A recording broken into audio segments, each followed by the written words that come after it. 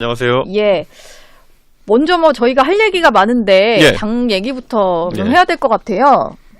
이미 어제도 그렇고 직접 여기를 많이 설명을 해주셨습니다만 한번 저희 정치 시그널 시청자분들께도 네. 이제 보니까 허은하 대표와 약간 이제 의견이 다른 것 같은데 허은하 대표 같은 경우는 어제 기자회견을 열고 당 대표는 이준석 의원의 부하가 아니다. 상황 정치를 하고 있다. 이런 지적을 했어요. 근데 구체적인 내용이 없잖아요. 예. 그러니까 이 내용의 그 얼개를 보면은 이준석이 당의 당 대표랑 소통도 안 했다 이런 식으로 또 지적하는 내용도 있는데 예. 소통도 안 했는데 상황을 할 수가 있습니까? 그러니까 저는 그 모순적인 내용들이 많기 때문에 아마 어제 기자들도 다 보고는 이게 기사화할 수 있는 내용도 없고 그냥 네. 그러다 보니까 좀 잠잠해지는 것 같습니다. 그건. 예. 잠잠해지는 것 같으세요? 어제 이후로? 내용이 없으니까요. 예. 그리고 이제 당에 있는 당원들 같은 경우에도 어제 일로 이제 판단을 끝냈을 거라 봅니다. 어떤 상황인지. 예. 사실 이 일이 지금 처음 불거졌던 건 한 2달 정도 됐는데요. 그 2달 동안에 저는 결자 해지라는 말만 계속 썼거든요. 어떤 잘못한 게 있으면 스스로 풀어내는 게 중요하다. 네. 이랬는데 거기다 넣고 이제 급발진해서 들이박은 거잖아요. 그러니까 어떤 상황인지 다 알 것 같습니다. 사람들이. 예. 상황 정치라는 표현이 사실 이제 이준석 의원이 그렇게 하려고 했다기보다는 네. 어떤 당의 리더십이 실제 대표인 허은하 대표보다는 이준석 의원 중심으로 좀 되어 있었던 게 아닌가 이런 생각은 좀 들었는데 실제로 좀 당 운영이 그렇게 되어 왔다라고 보세요? 이준석 의원 보시기에는? 그러니까 그게 뭔지를 알아야 저도 이제 응대를 할 텐데 네. 지금 보면 이런 논리 구조거든요. 이준석은 한 말이 없다. 거기까지는 맞는 것 같은데 네. 그러니까 본인이 예를 들어 다른 당직자들 김철근 사무총장이나 이런 다른 당직자들과 일하면서 있었던 모든 갈등은 이준석이 뒤에 조종한 거다. 이런 식으로 생각하시는 것 같아요. 예. 근데 이렇게 가면 이제 이 부분은 사실이 아닌 부분을 이제 다뤄야 되는 거기 때문에 입증 책임이 이제 그쪽에 있는 건데 네. 이 망상의 영역으로 들어가면 이건 다룰 수가 없거든요. 예. 사실 윤석열 대통령도 망상 속에서 이제 계엄을 일으키고 하는 건데 네. 저거 어떻게 할 수가 없거든요. 예. 예. 그러니까 평상을 찾기를 바랄 뿐이었는데 이제 어제 선을 넘어버렸다. 예. 어제 그 기자회견은 선을 넘어버린 거다. 그러니까 어제 그래서 그 옆에 서셨던 분들이 사실 국민들이 보고 누군지도 잘 모르셨을 텐데 예. 이 당에 이제 와가지고 갑자기 이제 당직자로 등장하시는 분들이 있는데 네. 보면 이번에 이주영 국회의원을 자르고 동대문구 구의원을 지금 정책위 의장에 임명하겠다. 네. 이런 시도도 하다가 이제 좌절됐거든요. 예. 그러니까 지금 정상적인 상황이 아니라는 건 다 아실 겁니다. 그래서 예. 근데 보통 당의 어떤 정책위 의장을 현역 의원이 아닌 분이 물론 원내 정당이 아닐 경우에는 하려면 할 수는 있겠습니다만 그러는 경우가 그러면서 이제 구의원 있나요? 예. 하셨기 때문에 풀뿌리 정책 전문가라서 네. 이주영 의원을 내리고 거기를 올리겠다라고 이제 했거든요. 그거를 듣고 이렇게 공감 가는 분이 있다면은 저는 참 이례적일 거라고 봅니다. 예. 당원 소환제 얘기를 하셨습니다. 네. 당원 소환제로 서명을 받겠다. 이게 허은하 대표가 스스로 물러날 것 같지는 않은데 여기서 당원들의 의견을 들어서 해임을 하겠다 이런 절차라고 보면 그 되는 외에도 여러 걸까요? 가지 절차가 있고요. 지금 저희가 기다리고 있는 거는 이제 본인 인증을 하려면은 그 사이트는 구축이 됐고요. 본인 인증을 하려 그러면은 우리가 보통 패스라든지 나이스 인증 모듈 이런 걸 해가지고 해야 되는데 네. 그거 승인받는데 한 며칠 걸리는 거 그거 기다리고 있는 겁니다. 지금 사실 계엄 사태를 겪으면서 국민의힘 같은 경우는 조금 전에 나간 신지호 의원도 얘기를 했습니다만 이 계엄 사태, 탄핵에 대한 명확한 입장 정리 없이 하다 보니까 일부 의원의 어떤 극우화 논란도 좀 있을 수 있고 이런 거잖아요.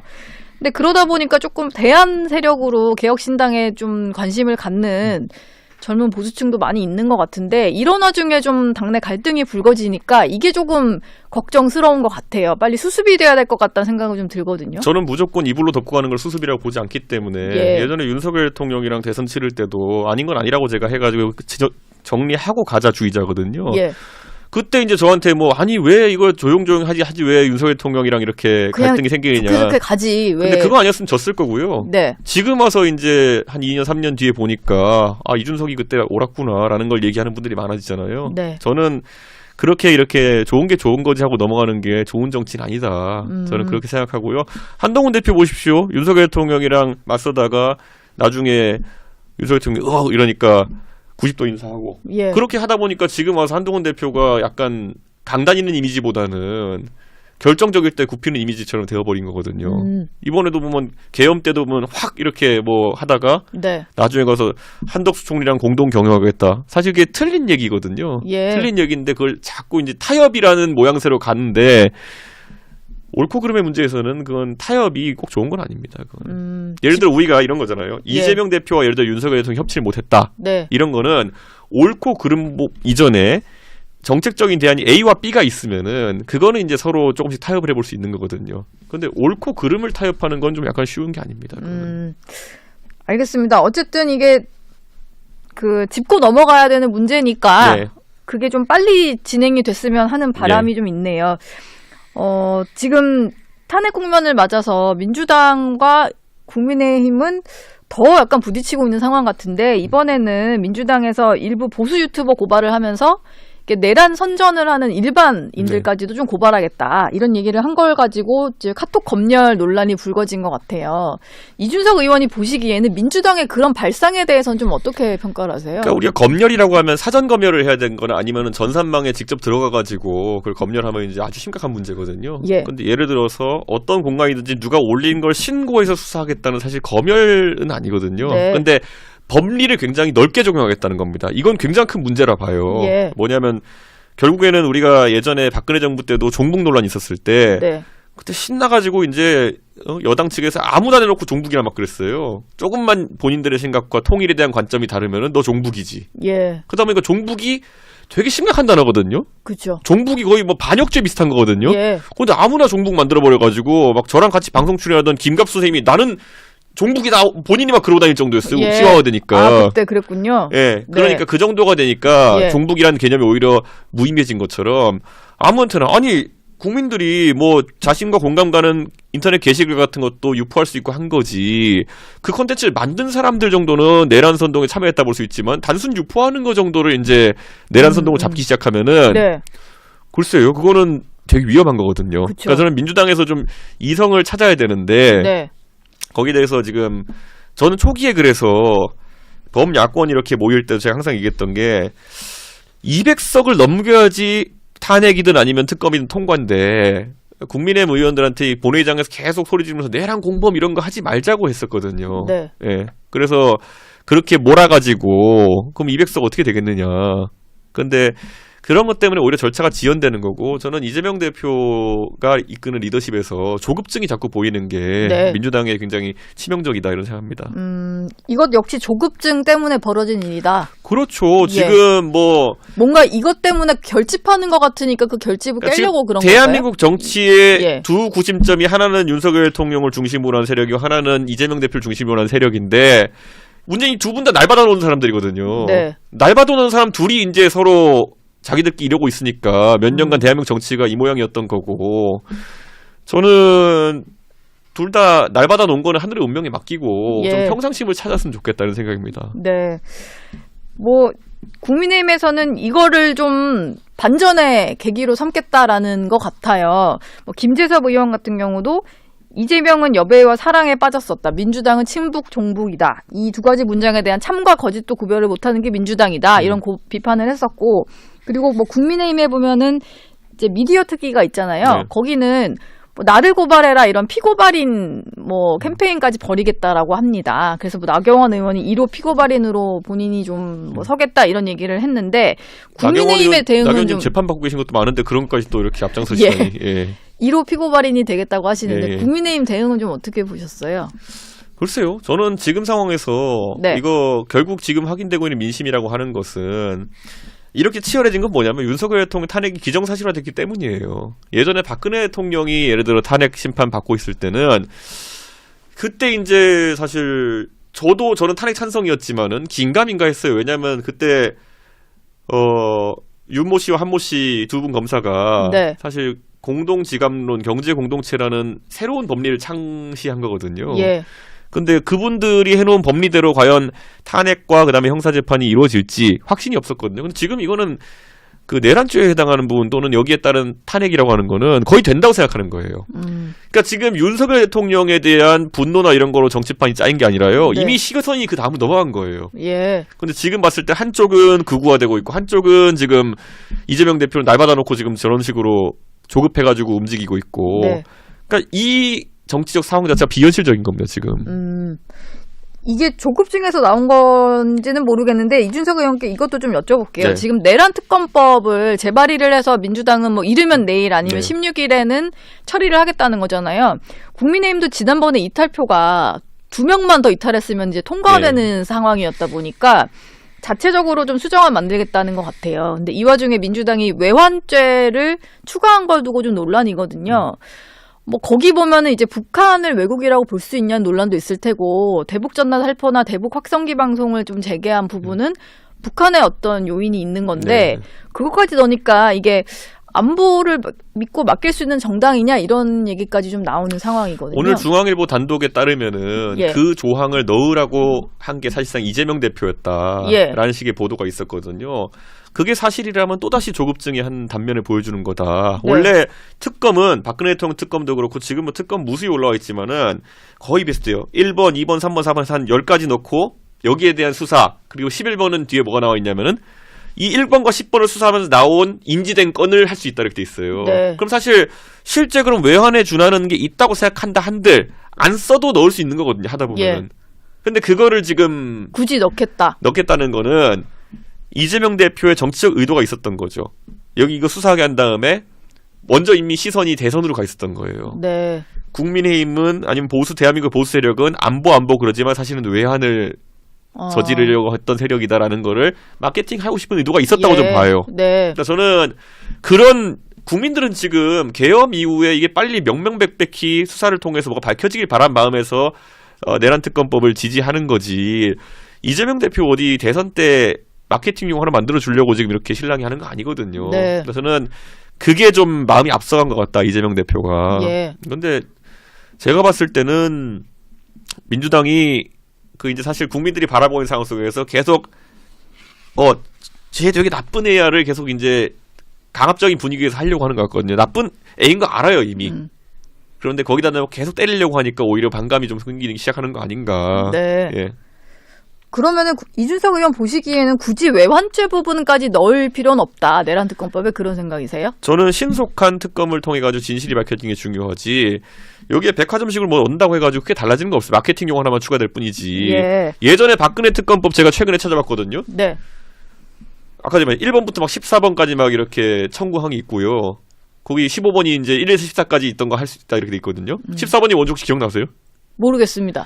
무슨 뭐 삼성병원의 외상센터에 누구 취업 비리에 대한 수사가 14번이에요. 아, 그래요? 근데 그렇게까지 디테일하게 적어 그 결과 뭔지도 저 기억 안 나고요. 왜 수사했지도 기억 안 나요. 그런 게 있었는지 저는 기억이 안 나네요. 그러니까 네. 지금 이게 저도 최근에 찾아보고 알게 된 거거든요. 네. 그런데 이런 식으로 좀 무의미한 거에 좀 시간 쓰지 않았으면 좋겠다. 그런 생각입니다. 민주당은 확실히 뭔가 이렇게 빠르게 끝내고는 싶은데 그러다 보니까 이게 바깥에서 봤을 때는 너무 조급해 보이고 이게 이를테면 이제 똥볼을 차는 것 같다 뭐 이런 말까지 나올 정도인 것 같아서 특검법이 좀 어떻게 될지는 봐야 되겠는데요. 저희가 정당 지지도를 네. 하나 준비를 해봤는데 계엄 사태 이전으로 좀 돌아갔어요. 이제 국민의힘 지지율이 많이 올라왔고 민주당 지지율은 계엄 이후에는 거의 뭐 48%까지 올라갔다가 많이 떨어졌거든요.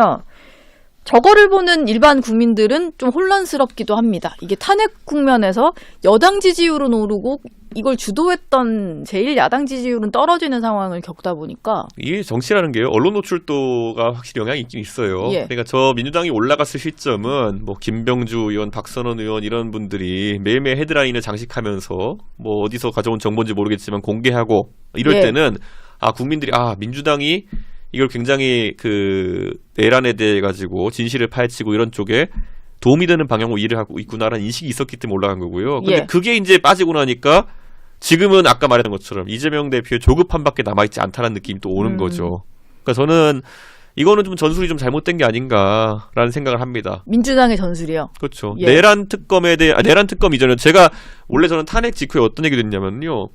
이거 민주당 의원 일부가 이렇게 해가지고 뭐 자료 어디서 갖고 왔는지 모르겠지만은 흘리면서 자기 장사하는 것보다는 네. 국정조사를 차분하게 진행하자고 해가지고 거기서 여러 가지 정보가 오가는 게 맞다. 이렇게 얘기했는데 사실 민주당은 거기서 단독 욕심이 있었던 거죠.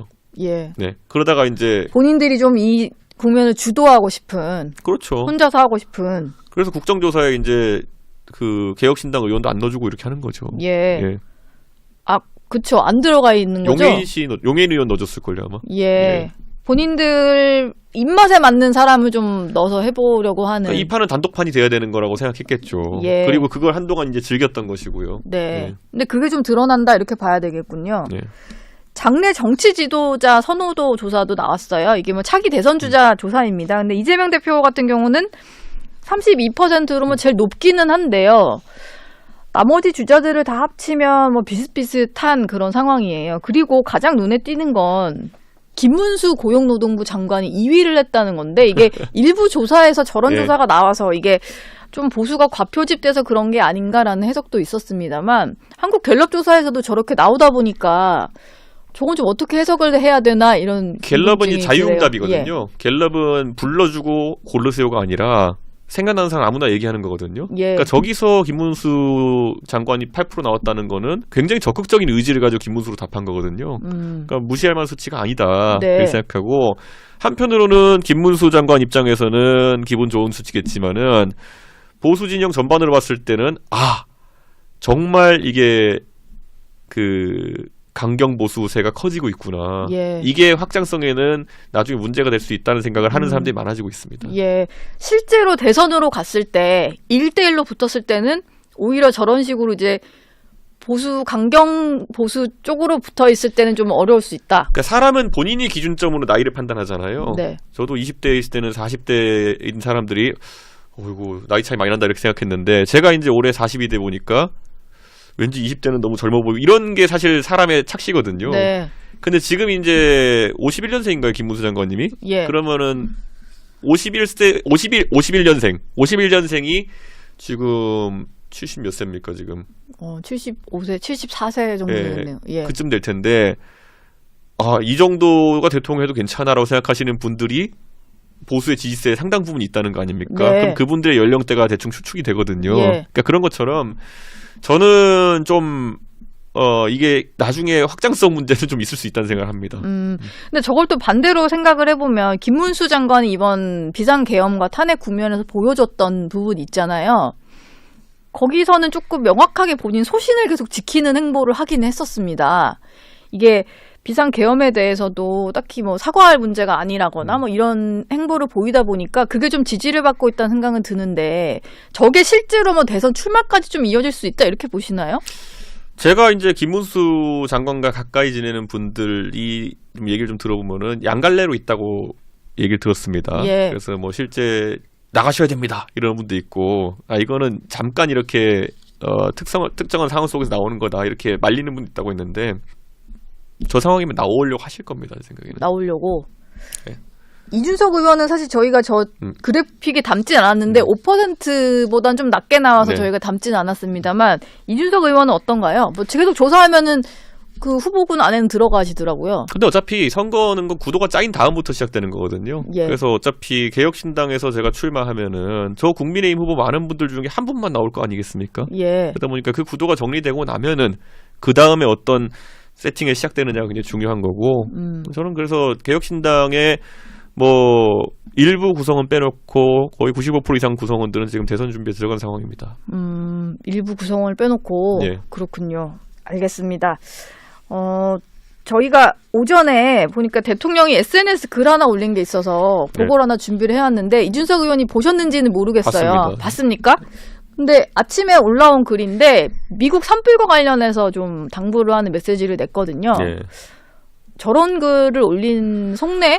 뭐가 있을까요? 내용이 틀린 건 없으니까 뭐 비판하거나 이럴 건 아닌데요. 그렇죠. 그리고 아직은 뭐 대통령이니까요. 윤석열 대통령이 사실 본인이 복귀할 수 있다라고 이제 믿는 상황이라는 것 같아요. 근데 좀 현실을 자각해야 되는 게 아닌가. 본인이 법률가라면은 네. 계엄을 이렇게 일으키고 나가지고 대통령이 복귀한다는 게 말이 되느냐. 예. 그것도 불법 계엄에다가 망상 계엄 아닙니까? 부정선거를 무슨 뭐 파헤치겠다는 이런 거. 저는 그거 자각이 돼야 되는데 뭐 윤석열 대통령 입장에서는 당연히 저렇게 긍정적으로 사고하는 게 당연하겠지만은 네. 저는 좀 안타깝습니다. 근데 지금 대통령 관저 주변의 어떤 움직임을 보면 실제로 많은 사람들이 모이고 있고 갔을 때 정말 정말 누가 봐도 극우라고 할 수 있을 만한 사람만 있느냐, 뭐 그건 아닌 것 같고 일반 시민들 중에도 상당수가 좀 간다는 얘기도 저는 듣고 있어서 이게 정말 무시할 만한 정말 극우 성향만 가는 그런 목소리인지 요건 좀 다시 생각해봐야 되지 않을까 생각도 좀 들었거든요. 이 동아일보 건물 앞에서 예. 태극기 부대 시위할 때도 보면요. 네. 그 판을 벌린 거는 사실 좀 강경보수 성향이지만은 거기 참여하시는 분은 또 안 그런 분도 있었어요. 예. 근데 그게 그러면 나중에 갔을 때 5,500만 대한민국 사람들 속에서 아무리 포션이 커도 어느 정도겠느냐는 생각보다 크진 않거든요. 네. 그러니까 저는 그거 믿고 그때 자유한국당이란 당이 예. 아니면 황교안 대표가 그거 믿고 가다가 선거에서 결국에는 선거는 그 반땅 싸움이거든요. 예. 그런데 그렇게 작전을 짜서 아스팔트 이거 전략 믿다가 그냥 화끈하게 졌잖아요. 그러니까 저는 그런데 지금 그 한남동에 계신 분들 그 한 분 한 분의 정치적 그 의사 표현의 자유겠지만은 그게 뭔가 대한민국의 다수의 생각을 바꿀 정도인가라는 거는 그게 아마 실질적으로 그렇게 생각하는 정치인은 많지 않을 겁니다. 예. 마지막으로 이 얘기도 좀 여쭤봐야 네. 될 것 같은데요.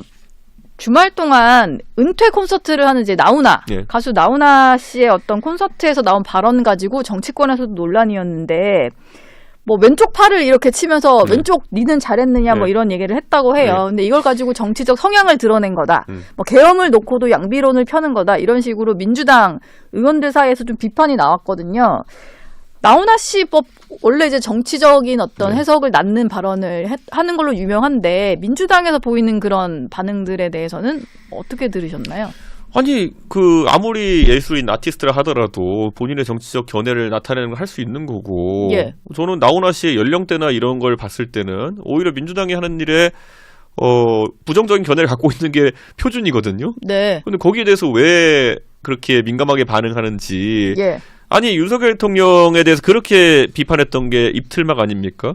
근데 그 카이스트에 다니는 학생들 연령대에서는 또 그게 윤석열 대통령 불만이 많은 게 또 그 표준적인 사람이거든요. 네. 근데 거기다 대고 입틀막 하려고 했으니까 윤석열 대통령이 비판받은 건데 나훈아 씨가 제가 봤을 때는 뭐 그 연령대에서 그 민주당 비판적인 생각 안 하는 게 또 이상한 것 같아요. 예. 너무 민감하게 반응하는 게 아닌가. 근데 또 들어보면 양쪽 다 잘못하고 있는데 지금 누가 누굴 탓할 때냐, 뭐 경제랑 민생이나 챙겨라, 뭐 이런 게 좀 큰 틀이었던 것 같더라고요. 네. 나훈아 씨 얘기는. 저는 나훈아 씨 입장에서는 할 수 있는 말을 했고 뭐 민주당도 아마 일부의 반응이겠죠. 근데 너무 예. 그런데 민감하게 반응할 필요가 없다. 음. 그런 생각합니다. 예.